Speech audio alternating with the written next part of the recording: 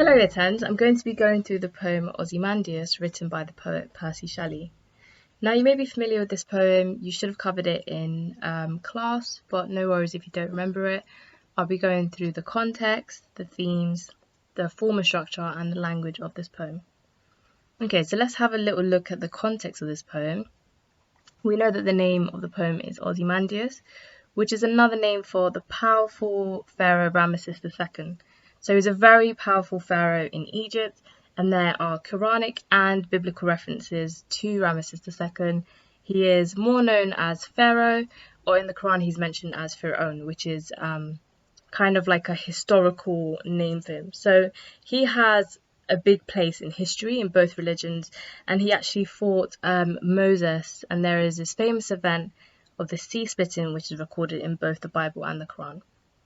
So there was this battle between Moses' army and Pharaoh's army, and that's when the sea split. So Pharaoh was a dictator and a really powerful king, and it's really interesting to note that when Pharaoh actually died, his body was mummified and preserved. So if you do go to Egypt today, you can see his body on display in a museum. So it's really creepy, but also really interesting to know that kind of background information, and to know that the body of Ozymandias, or Pharaoh, is preserved till this day. Okay, so some more background information about Percy Shelley, who wrote Ozymandias. So he was very anti-monarchy and anti-government. So he was against government and he was against the monarchy. So if you are anti-monarchy, it means that you are against the set of rules placed by a king and queen. So we know from this that Shelley was very anti-monarchy, anti-government. He didn't like any rules, and this wasn't just an individual feeling of his. It goes beyond this, and it's actually a movement that he was a part of called Romanticism. So we'll go into Romanticism a bit later, but this poem does signify the ideology that most Romantics actually followed. Okay, so we're going to look at the theme section here. So we're looking more closely at the theme of corruption in this poem, but other themes to look out for that we may notice is the power of nature, this idea that nature trumps all and all other forms of power is quite temporary. We also get into human power, and we kind of question how powerful humans are. We also look into the theme of pride, which runs throughout the poem as well. Okay, so moving on to form and structure. The form and the structure of this poem is really important to note. From the outset, we can see that it is in the form of a sonnet, and sonnets are usually very tightly structured poems, and they are usually always 14 lines, and they follow an iambic pentameter. Usually sonnets are more often than not about love, but Ozymandias does not speak about love in this poem, and he doesn't really use the conventional simple rhyme scheme here. Okay, in this poem, it's actually quite important to know that there are two speakers. So one being the omniscient narrator, which is basically someone that kind of knows what's happening in the poem throughout. So it's in third person, and they're telling us about this person going on this journey. But it also switches speakers, and it's in the voice of a traveller as well. So we get these two perspectives in this poem. So there isn't really a breakup of stanzas. There's just this one long stanza which reflects storytelling of this pharaoh in Ozymandias. Okay, so some key bits of language to pick up on. In this there is like this very continuous use of alliteration, and we'll get into it a bit later. But there's this quote, lone and level, boundless and bare. So you can make a note of these alliterations. We're going to get into it a bit later. The speaker also used a lot of repetition, which shows, this idea of arrogance and pride. You can actually see this is something that kind of shows how he refers to himself. So Ozymandias saw himself as king of kings. And other quotes to consider are like sneer of cold command, the colossal wreck, which we will get into a bit later. Okay, so before we look at the poem, I'm going to go over a little bit more context about Shelley so that you're familiar with his background. So Shelley was born in 1792 and died in the year 1822, and he's a very famous, well-known poet in English literature. He, as we mentioned before, is part of the Romantics, and he was born in Horsham, Sussex, and came from a very wealthy family. So he was in line to inherit both riches and his grandfather's role as an MP. So an MP is a member of Parliament. So he went to Eton College and then on to Oxford University, but he was actually expelled from university for writing about atheism. And atheism is basically not believing in God. So this led him to fall out with his father, who just inherited him. So that means that none of the wealth that was accumulated will be given to him. In the same year, 1811, he eloped and married age 19. His bride was called Harriet Westbrook, and she was only 16. They moved to Lake District, where he continued to write, and then 3 years later, Shelley left for Europe with another woman called Mary Godwin, who later, when he married her, became Mary Shelley, and she wrote the very famous book Frankenstein. So Shelley had children with both these women, and in 1816, Harriet Shelley's body was recovered from a lake, and it was thought that she might have killed herself, so that's really interesting to note. And then 3 weeks later, Shelley actually married Mary, so that's when she became Mary Shelley. And Shelley actually died by drowning during a sailing trip to Italy when he was actually 30 years old. So he was pretty young when he died. Okay, so Shelley was very well known as this radical during his lifetime, and people think that Ozymandias reflects this side of his character, although it is about the remains of a statue. Obviously, the pharaoh Ramesses II. It can also read as like a criticism of people or systems that become huge and believe themselves to be invincible. So he's kind of like against this notion of having power or showing that you have power. So a lot of people have kind of related this back to King George III, who was actually the king ruling at the time. So I think that he was kind of criticising the system in his own country and criticising King George III. Okay, so we're going to get into Romanticism a little bit more.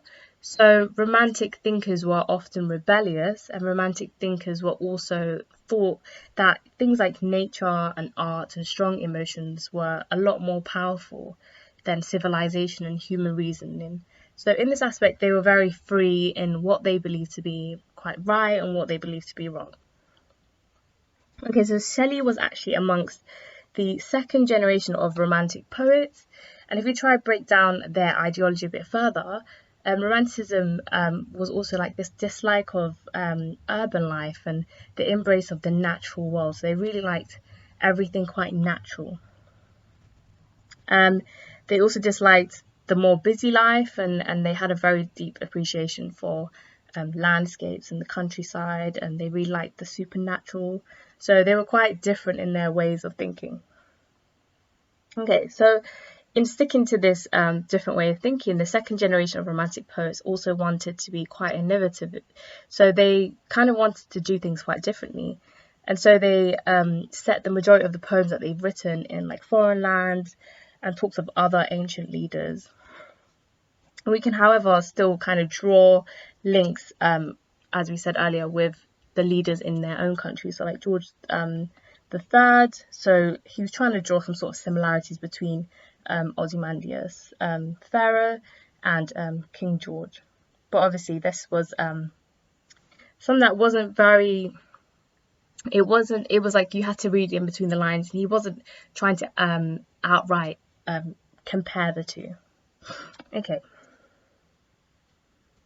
So I'm going to show you guys a few images here. So we can see on the left here, this is an image of Pharaoh Ramesses II, and this is obviously him in his prime. So this is when he had a lot of power, and this is the statue of Ramesses II that the traveller sees on his way. So you kind of draw some differences between, you know, the power that he possesses before versus the lack of power, or the destroying, you know, image of how he is now.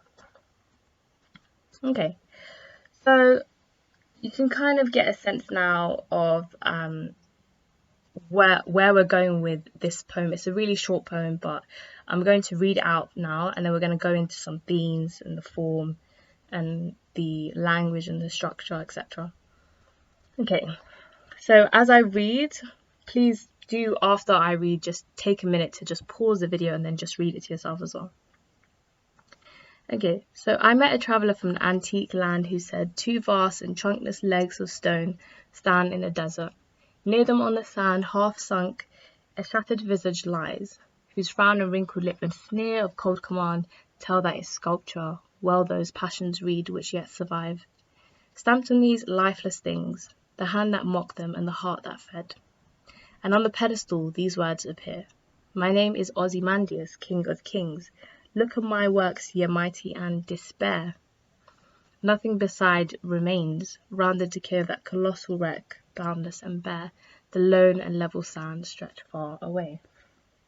Okay, so let's get a quick sense now of what this poem is actually about. So we know it talks of this traveller who notices a trunkless leg and torso, so he just kind of sees legs and stone and no torso in the desert. So they see a shattered visage, which means face. So description here, a wrinkled lip, sneer of cold command. It kind of makes this statue come alive almost, and it feels as if we're reading about a person that we can see in front of us and not just the statue. So the images are quite powerful there. Okay, and then towards the end of this stanza, it gives us Ozymandias' actual perspective, and he says, my name is Ozymandias, king of kings. So this is kind of like what he thought of himself. This is what he wanted to be on this statue. So he obviously praises himself here, and he wants all that see the statue to feel this idea of despair. He wants them to feel hopeless. But it's really interesting that straight after this, in this section here, it says that nothing beside remains. So nothing remains around this broken statue, and it's quite isolated. It's in the middle of the desert. Okay, so moving on to the themes. Some ideas about the themes that we've kind of picked out already.